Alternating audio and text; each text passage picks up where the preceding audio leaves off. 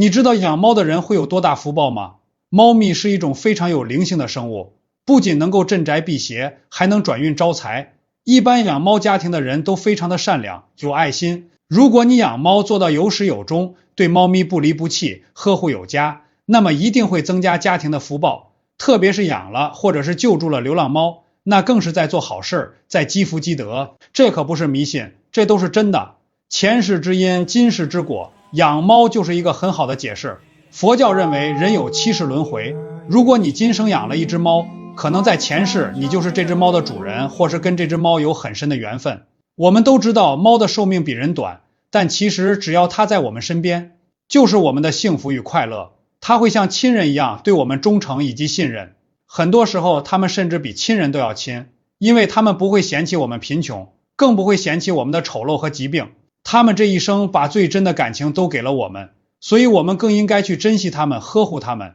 毛孩子的生命只有10几年，甚至是几年，他把所有的信任和关爱都给了人类。毛孩子不会讲话，一旦有这些问题，很快就要离开你。首先，当你发现猫咪出现流鼻涕、打喷嚏，赶紧拿出体温计给它量一下。如果只是简单的感冒、流鼻涕、打喷嚏，不要着急往宠物医院跑，只需要去药店买上一个小儿止咳糖浆，还有小儿的阿莫西林，早晚给它喝一次，连续喝上3天就好了。第二个，当咱们家里的猫咪早上或者晚上出现了吐黄水、吐白色的泡沫、吐猫粮，还有白色的透明粘稠物的时候，我们只需要去药店买上一个西米替丁，20斤以下的猫只需要一次吃1粒，当天吃当天就可以见效。第三个，一旦猫咪出现倒吸气、呼吸急促、咔咔咔的咳嗽、没有精神，甚至不吃不喝，这就是猫窝克。出现这种情况的猫基本挺不过7天，如果去宠物院，几百上千就没有了。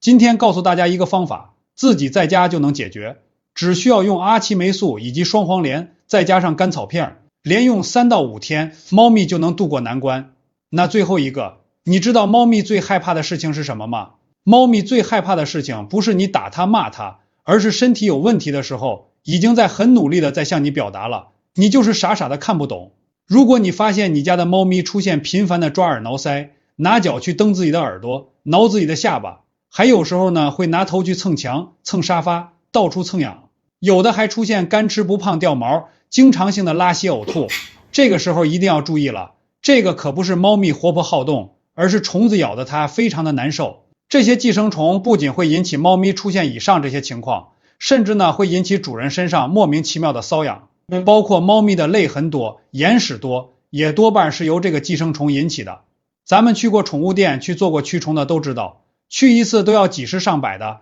下次千万别再去被坑了。今天教你一个自己在家几毛钱就能解决的办法，就是现在很多的猫舍和流浪猫狗救助中心都在用的惠胜生物的全虫净驱虫片。